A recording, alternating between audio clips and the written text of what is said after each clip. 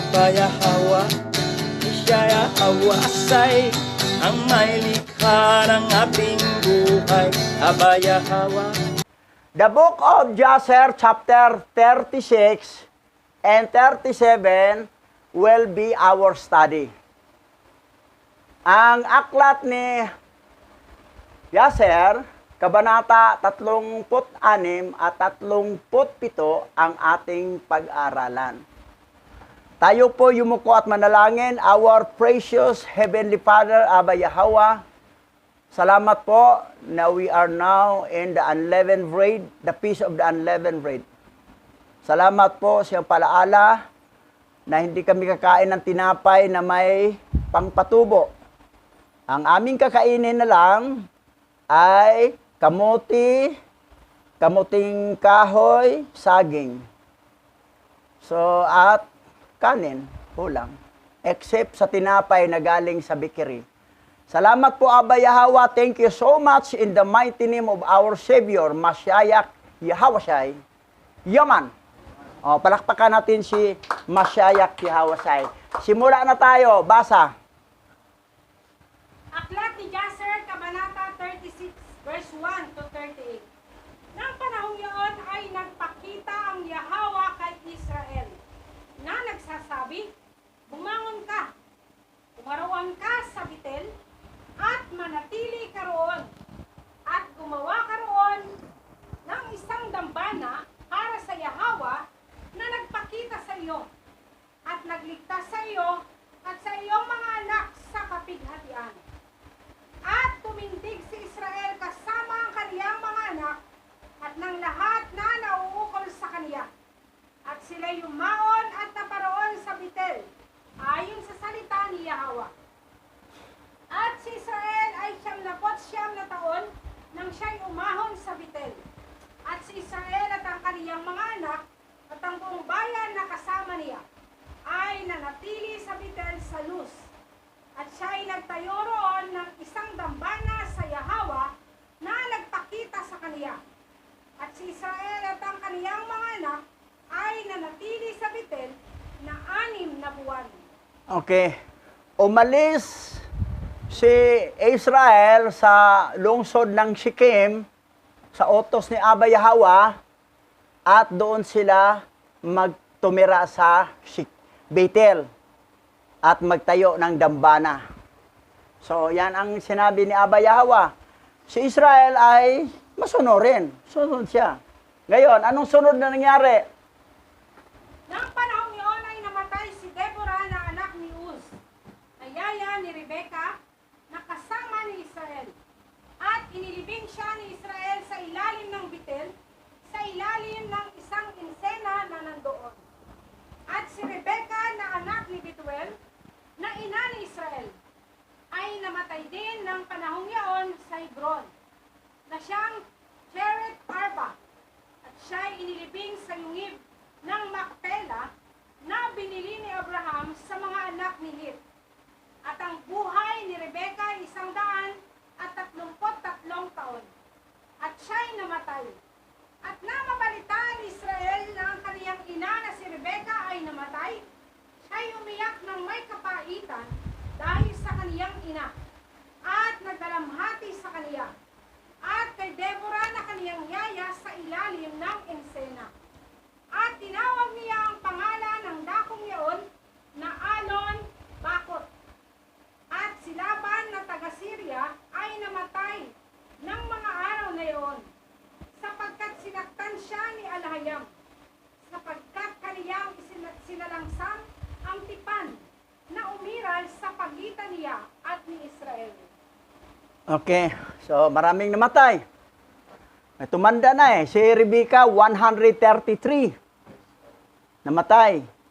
Si Laban, namatay din dahil hindi siya matino sa kanilang usapan ni Israel. Pinabago-bago ang kanilang agreement. Panahon na yan, si Israel naman, 99 ang edad. 99 ang edad niya, ang nanay niya, 133. So, matataas ang mga edad nila bago sila matigok. So, yan ang nangyari. Ngayon, anong sunod? Basa. At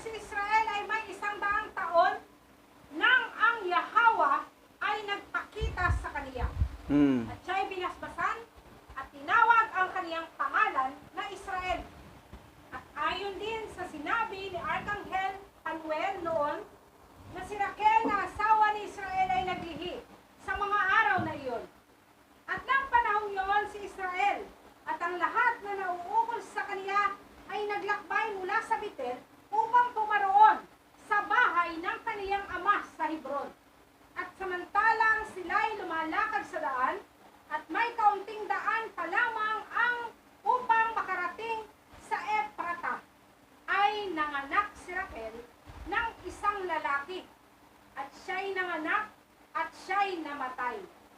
At inilibing siya ni Israel sa daang patungo sa Ephrata, na siyang Bethlehem. At kaniyang ilagay ang isang haligi sa ibabaw ng kaniyang libingan, Mm. na nandoon hanggang sa araw na ito. At ang mga araw ni Raquel ay 45 taon at siya'y namatay. Bata pa si Raquel, 45 years old. Yung panahon na yan, si Israel naman, 100 na. 100 years old na. Tapos si Raquel, 45. Bata pa, namatay. Bunsong anak nila ay si Benjamin. Pasaway kasi yan, mas mabait pa si Leah. Kaya i-compare sa kanya, kinuha niyang idolatry. Plano niya, sarili niyang plano, kasi para daw di matunton. Matunton pa rin, kasi magtatanong naman yung tatay na sa ibang mga kung saan nagpunta Kaya lang mali yung pagkup-kup niya sa idolatry, sinungaling pa. Yun ang Tapos, nagbitaw pa ng salita si Israel, kung sino mang kumuha sa yung idolatry mo, siya'y mamatay. Nasumpa, patay nga. Hindi naman alam ni Israel na yun palang pinakamahal niyang asawa ang nagnakaw. Nasumpa, natigok. Mahal na mahal niya Kasi beautiful kasi. Kung saan yung beautiful na asawa, doon mahal. Medyo pangit-pangit konti, hindi gaano. Tingnan mo si Simeon, nakakuha ng beautiful na canonize. Si Simeon, bata pa. Tontuwa sabi ko, parang may pastor na ganito, mahilig sa bata. Wala kayo, di ba? Tawa si Pastor Buddy yung katang sabat. Napanood mo yung mga video? Di pa niyo napanood? Pinasahan kita Solo ko lahat. Ako nagbasa, ako nangaral. Lahat, solo ko lahat. Wala ka Ngayon, basa. At tinawag ni Israel ang pangalan ng kaniyang anak na ipinanganak sa kaniya ni Raquel na Benjamin, sapagkat siya ipinanganak sa kaniya sa lupain sa Kanaan. At nangyari pagkamatay ni Raquel, na itinayo ni Israel ang kaniyang tulda sa tulda ng kaniyang alilang si Bilha. At si Ruben ay naninibugho dahil dito sa kaniyang ina na si Leah. At siya'y napuspos ng galit, at siya'y bumangon sa kaniyang galit. At yumaon at pumasok sa tulda ni Bilha, at doon niya inalis ang higaan ng kaniyang ama. Nang panahong iyon, ang bahagi ng pagkapanganay kasama ang mga katungkulan ng hari at pagkasaserdote ay inalis sa mga anak ni Ruben, sapagkat nilapastangan niya ang higaan ng kaniyang ama. At ang pagkapanganay ay ibinigay kay Jose, at ang katungkulan bilang hari ay ibinigay kay Huda, at ang pagkasaserdote ay ibinigay kay Levi, sapagkat nilapastangan ni Ruben ang higaan ng kaniyang ama. Si Ruben pala ang high priest, no? Kasi ang katwiran ni Ruben, bakit pinagawa ang tolda si Bilha? Parang nainggit siya, parang siyempre panigan talaga ang nanay niya si Leah Kaya lang, kung doon na sana sa isip lang, gumawa pa siya ng kasalanan pupunta pa siya doon. Sa galit niya, sinipingan niya ang asawa ng tatay niya, si Bilha. So, ayan. Nawala tuloy ang tungkulin ng kanyang lahi. ang pagkapanganay, siya ang panganay, napunta kay Jose. Kasi panganay si Jose, doon kay Raquel. At ang pagkasaserdote napunta kay Libe, ang pagkahari napunta kay Juda. Ngayon. Yan ang nangyari. Ngayon, tuloy tayo. Basa. At ito ang mga lahi ni Israel na ipinanganak sa kaniya sa Padan Aram. At ang mga anak ni Israel ay 12. Ang mga anak ni Leah ay si Ruben na panganay, at si Simeon, si Levi, si Juda, si Asakar, si Sabulon, at ang kanilang kapatid na babae na si Dina. At ang mga anak ni Raquel ay sina Jose at Benjamin. Ang mga anak ni Selpa na alilang babae ni Leah ay si Gad at si Aser. At ang mga anak ni Bilha na alilang babae ni Raquel ay si Dan at si Neptali. Ito ang mga anak ni Israel na ipinanganak sa kaniya sa Padan Aram. At si Israel at ang kaniyang mga anak at ang lahat na nauukol sa kaniya ay naglakbay at dumating sa Mamre na siyang Kiret Arba na nasa Hebron, na dooy nanirahan si Abraham at si Isaac at si Israel at ang kaniyang mga anak at ang lahat ng nauukol sa kaniya ay tumahang kasama ng kaniyang ama sa Hebron.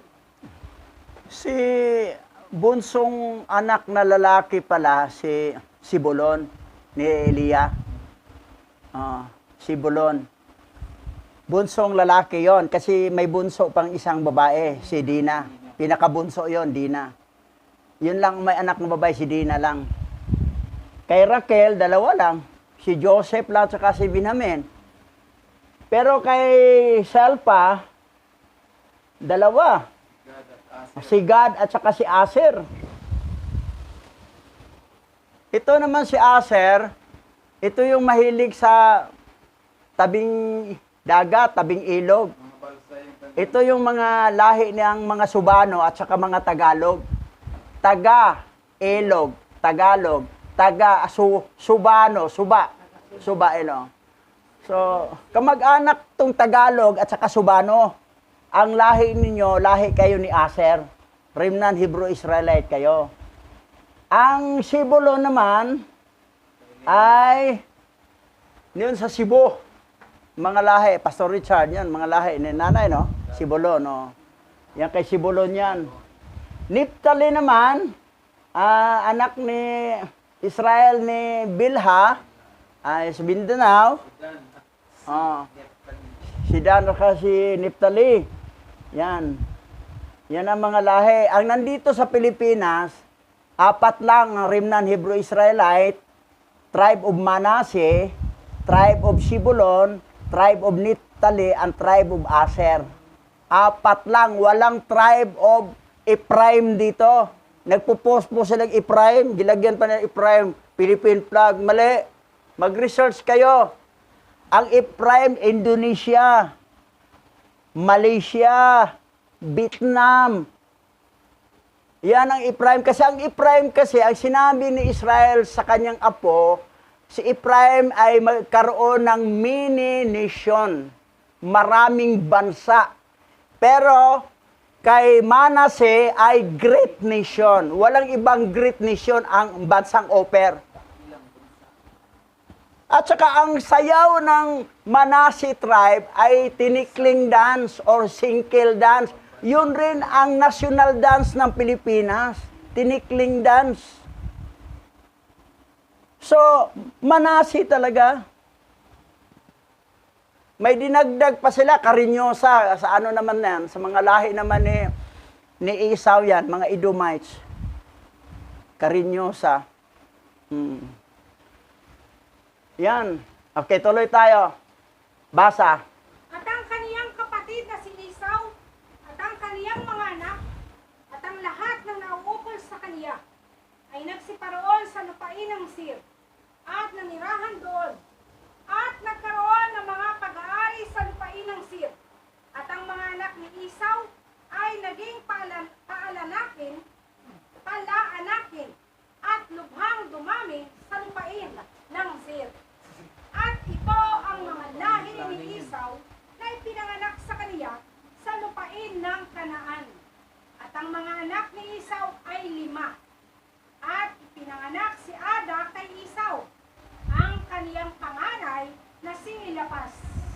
Ito ang mga anak ni Esau na ipinanganak sa kaniya sa lupain ng Kanaan. At ang mga anak ni Eliphaz na anak ni Esau ay si Teman, si Omar, si Zefo, si Gatam, si Kenas, at si Amalek. At ang mga anak ni Reuel ay sina Nakat, Zerak, Zama, at Meza. At ang mga anak ni Jiyos ay si Temna, si Alba, at si Jetet. At ang mga anak ni Yaalam ay sina Ala, Penor, at Kenas. Ito, dagdagan na lang is dito to. Kay dahil ni Esau, mga Edomites. Meron palang pangalan dyan, no? Oo. Apo ni Esau yan eh. Si Zeus. Zeus. Oo. Tuloy. At ang mga anak ni Kori ay si Tema, si Mebzar, si Magdel, at si Iram. Ito ang mga angkan na mga anak ni Esau ayon sa kanilang mga duke sa lupain ng Seir. At ito ang mga pangalan ng mga anak ni Seir na Horeo, na mga nananahan sa lupain ng Seir. Si Lutan, si Sobal, si Sibion, si Ana, si Disan, si Ezer, at si Dison na 7 anak. At ang mga anak ni Lutan ay si Hori, si Heman, at ang kanilang kapatid na babae na si Temna, na siyang naparoon kay Israel at sa kaniyang mga anak. At hindi nila siya pinakinggan. At siya yumaon at naging babae sa Eliphaz na anak ni Esau. At ipinanganak niya sa kaniya si Amalek. At ang mga anak ni Subal ay sina Alban, Manahat, Ebal, Sipo, at Onam. At ang mga anak ni Sibion ay sina Aha at Ana. Ito si Ana na nakasumpong ng mga Yemen sa ilang ng kaniyang pinakain ang mga asno ni Sibion na kaniyang ama. Ito si Ana, nagpapakain ng mga asno, nakasumpong siya ng Yemen. Alam ba niyo ano tong Yemen? Ha? Alam niyo ano tong Yemen? Basa, Tagalog lang. Ang isa sa mga kwentong ito ay tungkol sa isang inkwentro sa mga kakaibang hayop na tinatawag na Yemen. Inilarawan sila bilang maliit na lalaki o mga bata na may mga ulo ng mga oso at mahabang buntot. Yan ang itsura ng Yemen. Maliit na lalaki. Halimaw. Anak ng fallen angel yan. Parang diwindi. Mga parang duwende. Tao, no? Yan. Kaya lang, may ulo ng aso. Yan. Klaro ba? Klaro? Yan, ang itsura niya. Klaro. Ito pa. Basa. Mukha siyang At habang pinakain niya mga asno ng kaniyang ama, ay dinala niya sila sa ilang sa iba't ibang panahon upang pakainin sila. At nang isang araw ay dinala niya sila sa isa sa mga disyerto sa baybayin ng dagat, sa tapat ng ilang ng mga tao. At habang pinapakain niya sila, masdan, isang napakalakas na unos ang dumating mula sa kabilang panig ng dagat at tumama sa mga asno na kumakain doon. At lahat sila ay tumigil. At pagkatapos ay humigit-humulang 120 malalaki at kakilakilabot na hayop ang lumabas mula sa ilang sa kabilang ibayo ng dagat. At silang lahat ay naparoon sa dakong kinaroroonan ng mga asno at sila ay nagsilagay doon. Yemen yan, ha? Kilabot-kilabot pala. Tuloy. Ang mga hayop na iyon mula sa kanilang gitna pababa ay hugis na mga anak ng mga tao. At mula sa kanilang gitna paitaas, ang ilan ay may kawangis ng mga oso at ang ilan ay kawangis ng mga kepas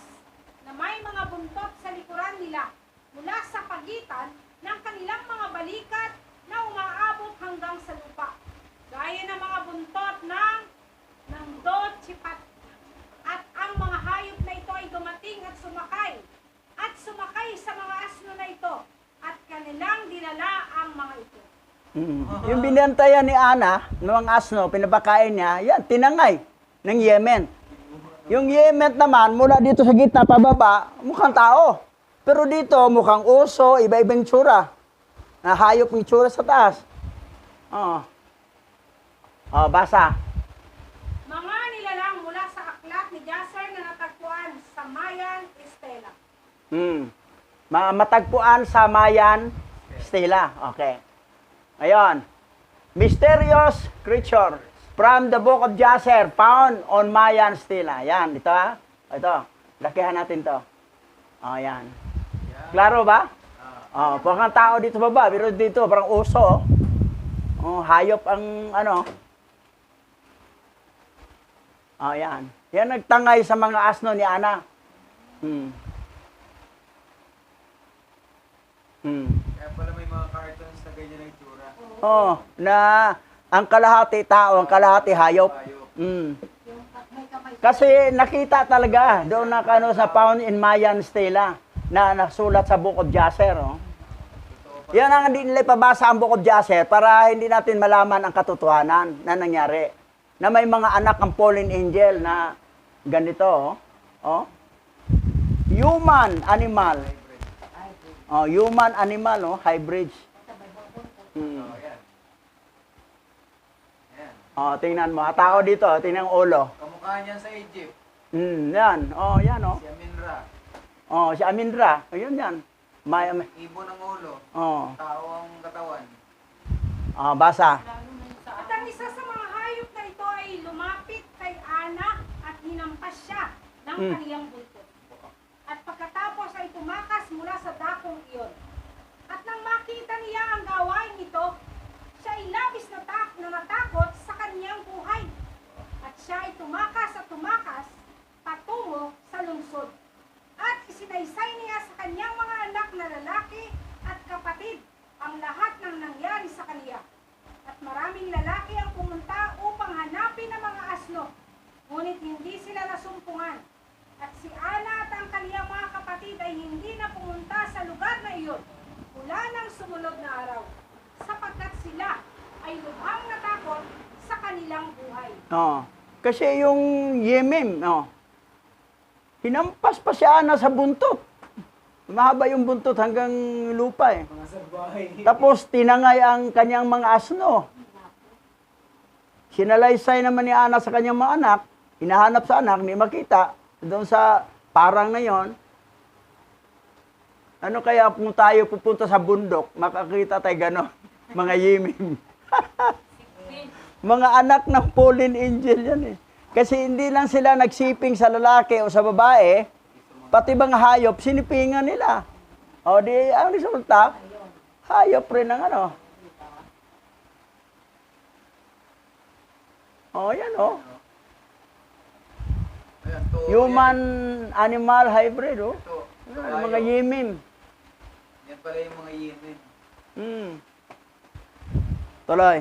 At ang mga anak ni Ana na anak ni Sir ay si Dison, at ang kaniyang kapatid na babae ay si Alibama. At ang mga anak ni Dison ay si Hemdan, si Isban, si Etran, at si Cheran. At ang mga anak ni Izer ay si Nabelhan, Saaban, at Akan. At ang mga anak ni Dison ay Zios at si Aran. Ito ang mga angkan na mga anak ni Zir na Horiyo, ayon sa kanilang mga pangulo sa lupain ng Sir. At si Esau at ang kanyang mga anak ay nanirahan sa lupain ng Sir na Horeta.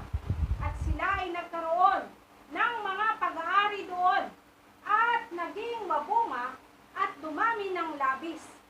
Si Israel at ang kanyang mga anak at lahat ng nauukol sa kanila ay tumira kasama ng kanilang ama na si Isaac sa lupain ng Kanaan, gaya ng iniutos ni Yahweh kay Abraham na kanilang ama.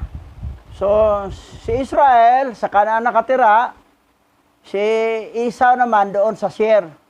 At yung mga taga-Seir, na yung Ana na nakakita ng Yemen na tinangay yung asno niya. Lahi ni Seir yun. So, hindi lahi ni Esau. Na talagang real talaga na mayroon talagang sino bang nakakita tikbalang? Nakakita ng mga tao, lawas ang katawan. Ang lawas ay tao, pero ang ulo is hayop. Oh, katulad ni Aminra. Anak ng fallen angel. So yan. Ngayon, dito na tayo sa pangalawang chapter, 37. Aklat ni Jasher, Kabanata 37, verse 1 to 15. At sa 105 taon ng buhay ni Israel, na siyang ikasiyam na taon ng pagtira ni Israel, na kasama ng kaniyang mga anak sa lupain ng Kanaan, siya ay nagmula sa Padan Aram. At nang mga araw na yaon ay naglakbay si Israel kasama ng kaniyang mga anak mula sa Hebron. At sila'y yumaon at bumalik sa lungsod ng Sikem. Sila at ang lahat ng pag-aari nila. At sila'y nanirahan doon. Sapagkat ang mga anak ni Israel ay nakakuha ng mabuti at matabang pastulan para sa kanilang mga hayop sa lungsod ng Sikem. Ang lungsod ng Sikem noon ay naitayo na at may mga 300 lalaki at babae doon. Bumalik si Israel sa Sikem. Galing sa Hebron. Oo na sa Bethel. Ngayon, ito na sa Sikem na, umintrada na yung mga hari doon sa ibang ano. Ito na mangyari. Tingnan mo ha. Basa. At si Israel at ang kaniyang mga anak at ang lahat na nauukol sa kaniya ay tumahan sa bahagi ng parang na binili ni Israel kay Hamor na ama ni Sikem. Nang siya'y dumating mula sa Padang Aram, bago sinakta ni Simeon at ni Levi ang bayan. At ang lahat ng mga haring iyon ng mga Kananeo at mga Amoreo na nakapaligid sa lungsod ng Sikem ay nakabalita na ang mga anak ni Israel ay bumalik sa Sikem at nanirahan doon. At kanilang sinabi, paroroon ba ang mga anak ni Israel sa Hebreo sa bayan at tatahan doon pagkatapos nilang saktan ng mga nananahan doon at umalis sila? Ngayon ay babalik sila at palalayasin din nila ang mga tumatahan sa lungsod o papatayin nila. At ang lahat ng mga hari ng Kanaan ay muling nagtipon at sila ay nagsama-sama upang makipagdigma kay Israel at sa kanyang mga anak. Ito, gira na ito ngayon. Itong mga hari, marami ito sila eh. Gira na ito ngayon. Tingnan natin ha. At si Hasyo na hari sa Tapnak ay nagsugo din sa lahat niyang kalapit na hari. Kay Elon na hari sa Gaas at kay Lori na hari sa Shielo at kay Paraton na hari sa Chasar at kay Susi na hari sa Sarton at kay Laban na hari sa Betchoran at kay Saber na hari sa Otnaima na sinasabi, sumama kayo sa akin at tulungan ninyo ako at ating saktan si Israel na Hebreo at ang kaniyang mga anak at ang lahat na nauukol sa kaniya sapagkat sila'y muling nagsiparoon sa Sikem upang ariin at upang patayin ang mga tumatahan doon gaya ng dati. May hari pala sa Kanaan, sa lungsod ng Gaas, pangalan si Elon. Elon Musk. Si Elon. Tuloy. At ang lahat ng mga haring ito ay nagtipon-tipon at nagsiparoon kasama ang lahat ng kanilang mga kampo sa labas ng bayan at napakarami nila tulad ng buhangin sa baybay ng dagat. At silang lahat ay nasa tapat ng Tapnak. At si Hasyob na hari sa Tapnak ay lumabas sa kanila kasama ng kaniyang buong hukbo. At siya'y humantong na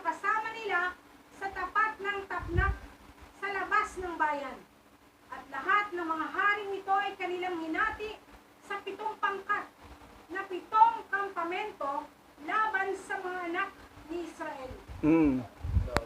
Ang dami nila. Lahat ng mga lungsod sa Kanaan yan, sama-sama sila. Na kasing dami ng buhangin sa karagatan. Sa dagat. Oh, sa dagat. Di mabilang yun. Oh. Ngayon, tuloy. At sila ay nagpadala ng pahayag kay Israel at sa kaniyang mga anak na nagsasabi, humarap kayong lahat sa amin upang tayo ay magkaroon ng pakikipanayam na magkakasama sa kapatagan at ipaghiganti namin ang mga tao sa Sikem na inyong pinatay sa kanilang bayan. At ngayon ay babalik kayo muli sa bayan ng Sikem at tatahan doon at patayin ang mga naninirahan doon gaya ng dati.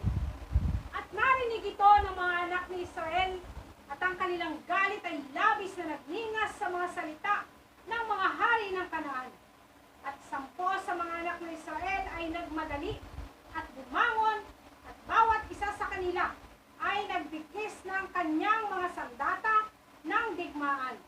At mayroong 102 sa kanilang mga tagapaglingkod na kasama nila na nakahanda sa hanay ng labanan.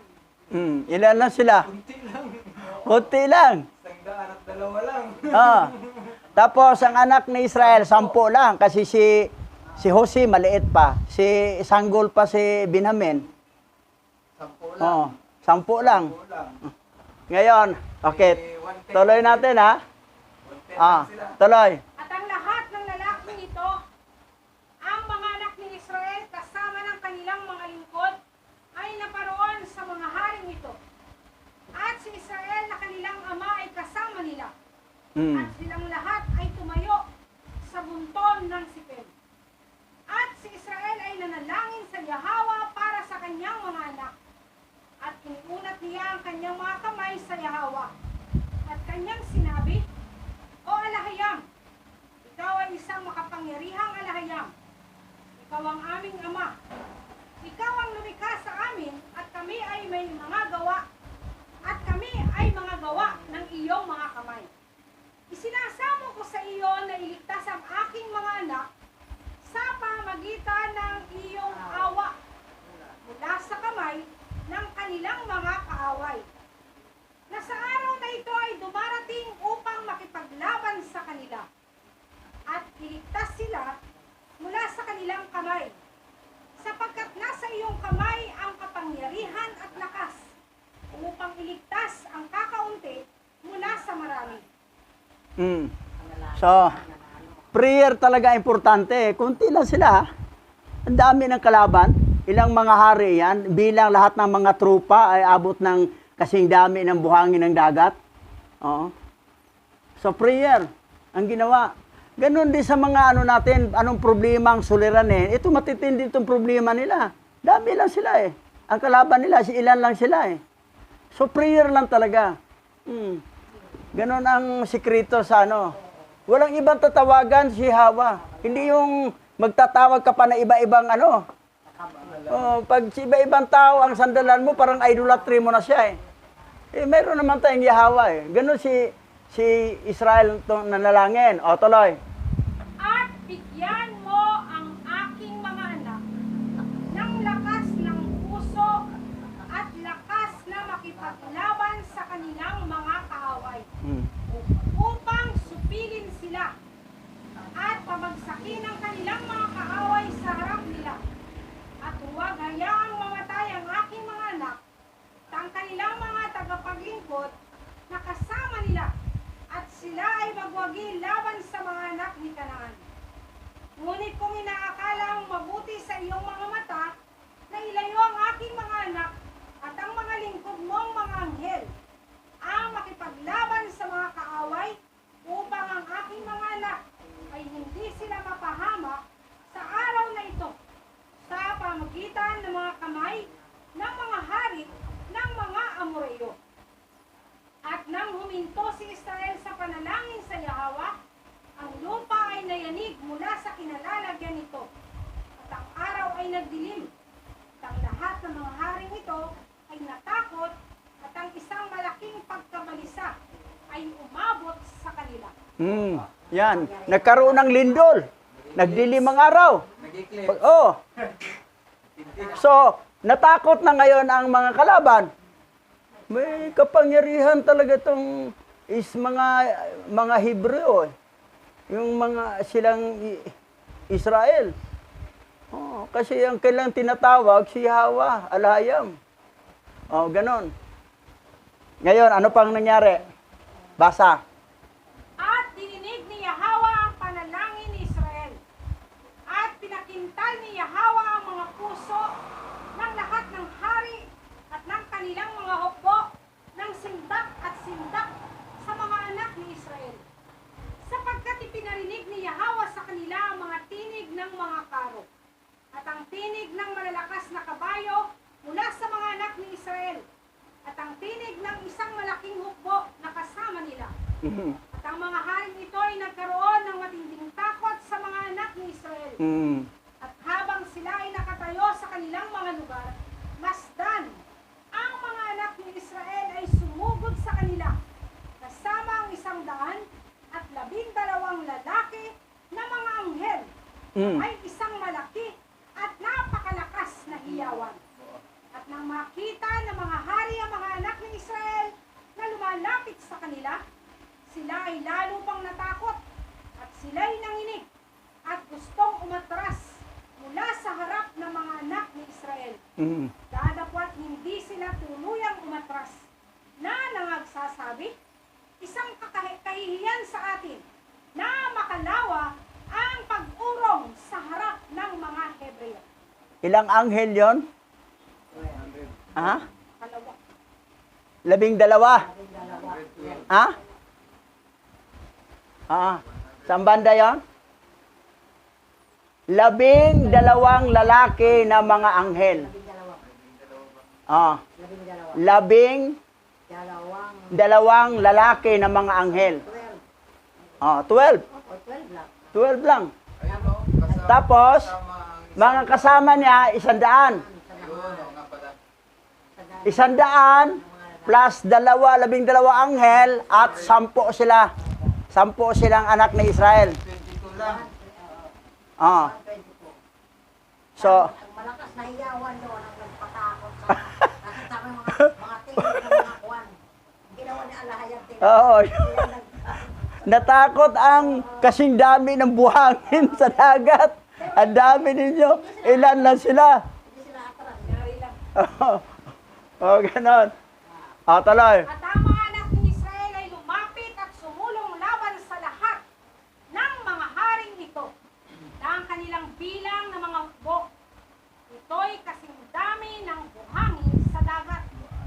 At ang mga anak ni Israel ay tumawag sa Yahweh na nagsabi, tulungan mo kami, O Yahweh. Tulungan mo kami, ang dami nila, sapagkat kami ay nagtitiwala sa iyo. At huwag kaming mamatay sa pamamagitan ng mga kamay nitong mga taong hindi tuli. Sa araw na ito ay dumating laban sa amin. At ang mga anak ni Israel ay nagbibigkis ng kanilang mga sandata sa pakikipagdigma. At kinuha ng bawat isa sa kanilang mga kamay ang kanilang kalasag at ang kanilang sibat.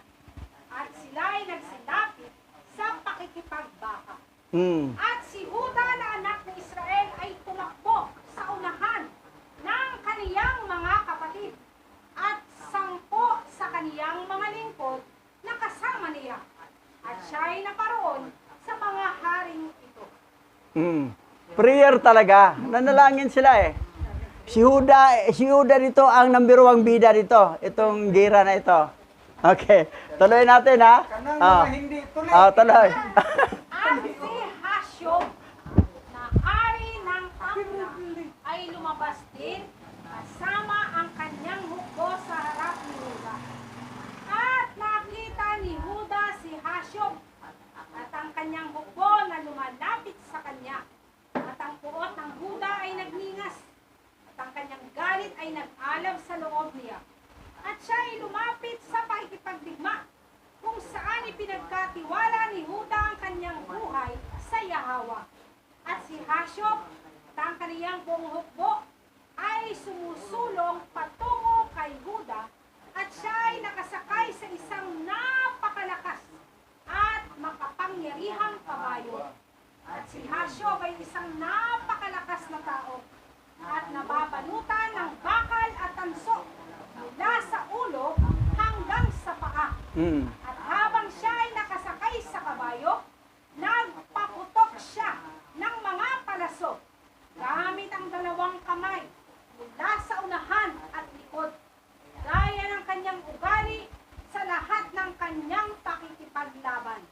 At hindi niya kailanman nalampasan ang lugar kung saan niya tinutukan ang kanyang mga palaso. Yan. Magaling din ito si Jashub. Magaling din, hari ng Tapnak. Biro mo ang katawan niya, bakal mula sa ulo hanggang paa. Yung mga pelikula na may gira na di ba? Naglagay ng bakal para pag panain, pag matamaan, di talaga matabla kasi bakal eh. Ganon. Ngayon tingnan natin anong sunod nangyari. At nang si Hashub ay dumating upang lumaban kay Huda at nagpapasa ng maraming palaso laban kay Huda, itinali ni Yahweh ang kamay ni Hashub at ang lahat ng mga palaso na kaniyang ipinana ay tumama sa kaniyang sariling mga tao. At sa kabila nito, si Hashub ay patuloy na sumusulong patungo kay Huda upang hamunin siya sa pamagitan ng mga palaso. Ngunit ang distansya sa pagitan nila ay mga 30 siko. At nang makita ni Huda si Hashub na itinaas ang kaniyang mga palaso laban sa kaniya, siya ay tumakbo sa kaniya at nilay ang kaniyang galit na lakas. At si Huda ay kumuha ng isang malaking bato mula sa lupa. At ang bigat niyaon ay 60 siklo. At si Huda ay tumakbo patungo sa Hashub at tinamaan ni Hashub ng bato sa kaniyang kalasag. Naanupat si Hashub ay napigilan sa suntok at nahulog mula sa kaniyang kabayo at bumagsak sa lupa. Yan 6 na kilo bigat nun. Ilang kilo yan? 6 na kilo yun. 6? Bigat yun. 6 kilos lang? 60 siklo. 6 na po? Isang siklo, isang kilo yan. 60 kilos? Parang ganun. So, malakas si Judah. Bumuhat. Tapos, yung natamaan si Jashub, bumagsak sa kabayo. Nahulog sa lupa. Kita mo? Gaano ka galing ni Judah, Tapos tumira siya, si Jashub, ang pana, doon tumamas kasamaan niya. Pinaliko niya Bayawa, Pero mo, tingnan mo. Tuloy. At ang kalasag ay nabasag mula sa kamay ni Hashub. At sa lakas ng suntok ay bumagsak sa layo na humigit kumulang 15 siko. At ang kalasag ay nahulog sa harap ng ikalawang kampamento. At nakita ng mga haring kasama ni Hashub sa malayo ang kalakasan ni Huda na anak ni Israel. At kung ano ang ginawa niya kay Hashub. At sila'y totoong natakot kay Huda. At sila'y nagtipon malapit sa kampamento ni Hashub. Nang makita ang kaniyang pagkalito at binunot ni Huda ang kaniyang tabak at pinatay ang 42 lalaki sa kampamento ni Hashub. At ang buong kampo ni Hashub ay tumakas sa harap ni Huda at walang taong tumayo laban sa kaniya. At sila'y umalis at tumakas, iniwan si Hashub na kanilang hari na nakahandusay sa lupa. Yan. So, ito, si Huda pa lang ito pinakita dito. Tinding ginawa. At saka nandoon yung tulong din ni Hawa talaga. Biro mo naman, si Jashub magtira ng pana. Doon tumama sa kanyang kasamahan. Kung kasama nga natin si Alhayam, si Hawa, wala talagang binatbat ang kaaway kahit pa ilang milyon sila. Basta ano lang, matutuwa lang si Hawa sa'yo. Pero kung hindi matutuwa, katulad yung sumulong sila sa AI, maliit ang bansa, natalo sila sa AI. Kasi nagkasala isa sa kanila, nagnakaw si Akan. Yun na nga na kailangan yung trupa natin bilang remnant Hebrew Israelite na hindi talaga tayo pwedeng magkakamali, magkakasala kay Hawa. Kasi ang ating inaasam-asam ay matatagalan dahil sa mga tulibagbag na ginawa ng kasamaan. Ganon. Di ako namang taga-sermon sa mga tulibagbag para umayos. Okay. Tuloy. At nang makita ni Hashub na ang lahat ng mga lalaki sa kaniyang kampamento ay tumakas at iniwan siya, ay nagmadali at bumangon na may takot laban kay Huda, at tumayo siya sa tapat ng paa ni Huda. At si Hashub ay nakikipaglaban na mag-isa kay Huda. At binigyan ng kalasag ni Huda si Hashub dahil lahat ng mga tauhan ni Hashub ay tumakas sapagkat sila'y lubhang natakot kay Huda. At kinuha ni Hashub ang kaniyang sibat sa kaniyang bewang upang saktan si Huda sa kaniyang ulo. Ngunit mabilis na inilagay ni Huda ang kaniyang kalasag sa kaniyang ulo laban sa sibat ni Hashub. Naanupat ang kalasag ni Huda ay tumanggap ng suntok mula sa sibat ni Hashub, at ang kalasag ay nahati rin. At nang makita ni Huda na ang kaniyang kalasag ay nahati, dali-dali na binunot ang kaniyang tabak at sinaktan si Hashub sa kaniyang mga bukong-bukong at pinutol ang kaniyang mga paa. Naanupat si Hashub ay bumagsak sa lupa at ang sibat ay nahulog sa kaniyang kamay. Yan. Pero binigyan pa ni Huda si Jashub ng kalasag. Sige, ito. Para may protection ka sarili mo. Kaawa yan, ito, sa'yo. Tapos tinira siya. Mabuti, mabilisin si Judah naglagay ng kalasag sa ulo niya. Sa lakas din, nahati. Nahati yung kalasag ni Huda. Binunot ni Huda yung tabak na. Itinira niyang bukong-bukong. Tinira yung, pinutol niya yung mga paa. Yan. Ngayon, ano masunod na pinutol ni Huda? Basa.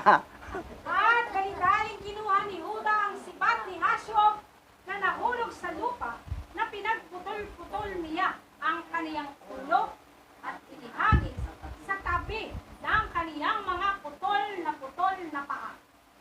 At nang makita ng mga anak ni Israel kung ano ang ginawa ni Huda kay Hashub, silang lahat ay tumakbo sa hanay ng iba pang mga hari. At ang mga anak ni Israel ay nakipaglaban sa hukbo ni Hashub at ng mga hukbo ng lahat ng mga hari na nandoon. At pinabuwal ng mga anak ni Israel ang 15,000 sa kanilang mga lalaki. At kanilang sinaktan sila na parang nananakit sa mga kalabasa. At ang iba ay tumakas para sa kaligtasan ng kanilang buhay. At si Huda ay nakatayo pa sa tabi ng bangkay ni Hashub, ay hinubaran si Hashub ng kaniyang baluti. At hinubad ni Huda ang bakal at tanso na nasa katawan ni Hashub, at narito, ang 9 na lalaki ng mga kapitan ni Hashub ay naparoon upang lumaban kay Huda. Kita mo para lang silang nanakit ng kalabasa. Ilang libo yung napatay nila, di ba? Oo. Ikasama yung mga anghel doon Yung mga anghel na bumaba natin Wala talaga. Kahit ano kayo karami, basta ang power nandito sa konti, bida yung Israel dito Yun. Ngayon tuloy. At si Huda ay nagmadali at kumuha ng isang bato mula sa lupa. At tinamaan ng isa sa kanila sa ulo. At ang kaniyang buho ay nadurog. At ang katawan naman ay nahulog sa lupa mula sa kabayo. At ang 8 kapitan na nalabi, nang makita ang lakas ni Huda, ay lubhang natakot at sila'y nagsitakas. Pinabol sila ni Huda, kasama ang kanilang 10 tauhan. tauhan. At kanilang inabutan sila at pinatay sila. At sinasaktan pa rin ng mga anak ni Israel ang mga hukbo ng mga hari at napatay nila ang marami sa kanila. Ngunit ang ibang mga haring iyon ay may katapangan na nananatili sa kanilang paninindigan, kasama ng kanilang mga kapitan, at hindi umatras mula sa kanilang mga lugar. At sila ay sumigaw doon sa kanilang mga hukbo. Ngunit ang kanilang mga hukbo ay tumakas mula sa harap ng mga anak ni Israel. Ngunit walang makikinig sa kanilang pagsisigaw, sapagkat sila ay natakot sa kanilang mga buhay, dahil baka sila ay mamatay. Hindi na makinig eh. Ayaw makinig sa sigaw ng opiser nila. Sige, sulong tayo. Ay, kinigtaka sila eh. Bahala kayo dyan. Kita, maganda to gawing pelikula pala, oh. Oh, talagang banatan talaga to. Gira, oh. Si Huda ang bida dito. Oh. Antindi, oh. Tuloy. At ang lahat ng mga anak ni Israel, pagkatapos na matalo ang mga hukbo ng mga hari, ay nagsibalik at nagsiparoon sa harapan ni Huda. At pinapatay pa rin ni Huda ang 8 kapitan ni Hashub at hinubad ang kanilang mga suot. At nakita ni Levi ni Elon na hari sa Gaas, at lumalapit sila sa kaniya, kasama ang kaniyang 14 na pinunong kawan upang saktan si Levi. Ngunit hindi nalalaman ni Levi. At si Elon kasama ang kanyang mga kapitan ay lumapit ng malapit kay Levi, at biglang lumingon si Levi at nakita niya sa kanyang likuran. At sinalubong ni Levi kasama ang 12 kanyang mga lingkod, at pinatay si Elon at ang kanyang mga kapitan sa kanilang tabak. Parang itong chapter na ito, parang si Judah lang at si Levi. Nasaan si Simeon? Hindi pa pumurma. Kasi napagod. May asawang bata eh. Nakapag-asawa ng bata kasi. Dati, yung unang paglusob nila, si Levi at saka si Simeon. Oo. Ngayon, ito naman, si Judah na at saka si Levi. So, yan ang nangyari. Kita mo, ha? Ngayon, ang conclusion natin dito, ito.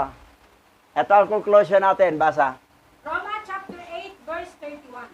Ano pa ang masasabi tungkol dito? Kung ang alaya may kakampi natin, walang kaaway ang makakatalo sa atin. Sa English, basahin mo. What more can be said about this? If Alahayam is on our side, no enemy can defeat us. Oh, yan. Ganon yon. Nakailangan kasi laging panig sa atin si Alahayam. Laging matutuwa sa atin. Dahil walang kaaway talagang makatalo sa atin. Pero kung si Alahayam ay galit na sa atin sa ginawa nating kalukuhan o hindi katinuan, pag may kaaway tayo, talo tayo sa kaaway. Katulad ng mga Israelita lumusob sa Ai. Maliit ng bansang Ai pero natalo sila. Dahil may kasalanan ang isa sa kanila, si Akan. Pero kung wala silang kasalanan, matino ang grupo ng mga Hebrew Israelite, aba, kahit pa kasing dami ng buhangin ng dagat, di talaga magtagumpay. Kasi kapanalig si Alahayam. Yun na nga na sa ating buhay, kailangan laging matutuwa si Alahayam sa atin, si Yahweh. Gumawa tayo ng ikakatuwa niya na hindi tayo gumawa ng kasalanan, ng labag sa kanyang utos. So, ang mabuti, lagi tayong i-maintain ang ating mabuting relasyon kay Yahweh. Itong panahon ni Israel, mabuting relasyon nila kay Yahweh. So, yan lang ang sikreto. So, araw-araw, every moment, kailangan laging natutuwa si Yahweh sa iyo at wala siyang nakita na mga ginagawa natin na against sa kanyang utos. Katulad ng symbolic yung isang alagad o alipin niya na iwan. Matagal pang amo darating ko, ngayon patamad-tamad lang muna ako, ganon. Ano nangyayari? Biglang dumating amo niya. Ganon ang pagbalik ni Yahweh. Hindi na natin malaman ang oras ng kanyang pagbalik. Magkarapturan. Sinabi doon, ang isa marapture, ang isa maiwan.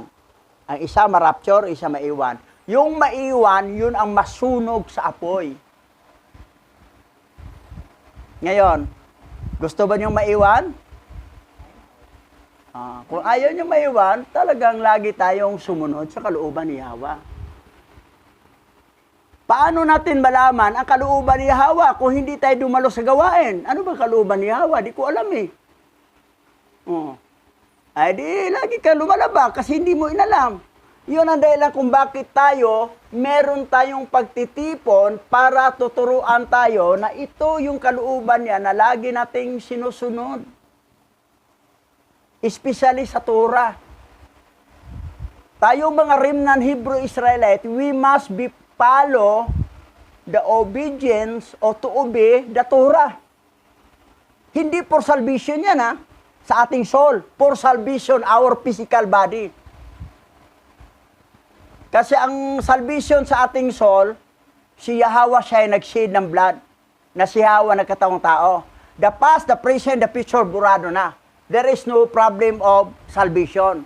But salvation of physical body na makaiwas ka sa apoy dito, sa Third World War, di ka masama sa rapture, ay magngangalit ang ngipin mo sa sakit ng apoy, gugunawin ka. Pagdating pa doon sa eternity, sa kingdom of Yahweh, ikaw ang pinakamababang posisyon doon. Laway ka sa mga taga-mansion. Tatay, nandiyan ka pala. Ako dito ko sa bangkita. Ayan. Nakita ko kasing katapatan ni tatay. Nandito siya lagi. Pitfall siya kahit anong ano. So yan ang kinakailangan ng tao talaga pitfall. Except sa reason, sa mayroong importanteng reason, except doon. Pero kung wala namang reason, nagtamad-tamad lang, gumawa lang ng reasoning na kasi bishop, ganito. Kasi bishop, ganito. Sige, alam ni Yahweh ang puso mo. Hindi mo malinglang si Yahweh, pero pwede si bishop malinglang mo na nagkunwari ka ganon. Hindi naman si bishop maglagay sa'yo sa... magunaw sa'yo sa apoy. Ang akin, trabaho, sermon lang. Ay ba, ano ba yun? Lagi ko pinatamaan. Siyempre, trabaho ko yan Trabaho ko yung maninermon. Personalan, siyempre, kulang pa nga Mas mabuti, banggitin ang pangalan mo para tumino. So, ganito yon na kailangan talaga, we are honest to goodness, we are always faithful to our obedient to follow Yahweh. If Yahweh is with us, walang kaaway na makatalo sa atin. Yaman! Ending, prayer na tayo. Dakilain ang iyong banal na pangalan na nag-iisa at walang katulad o aming Aba Yahweh. Patuloy na ikaw ang makilala ng lahat ng mga remnant na nagkalat sa apat na sulok ng lupa.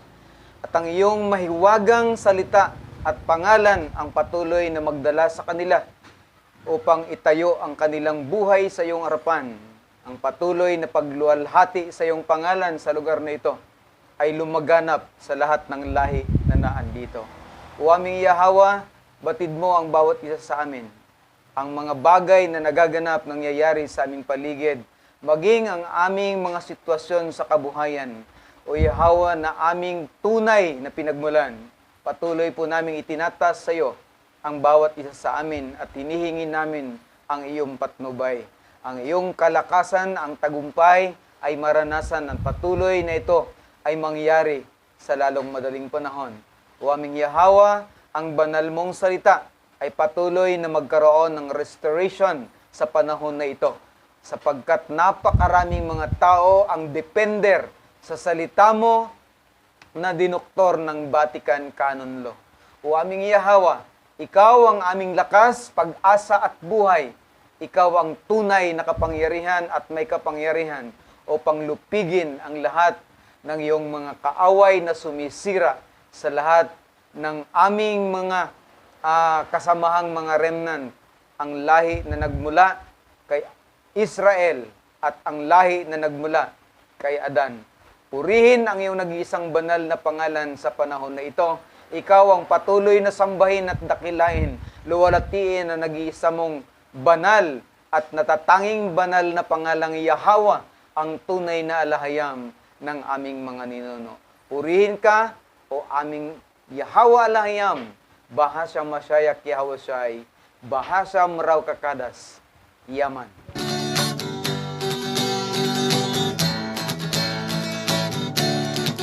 Aba Yahawa, siya Yahawa Asay, ang may likha ng ating buhay. Aba Yahawa,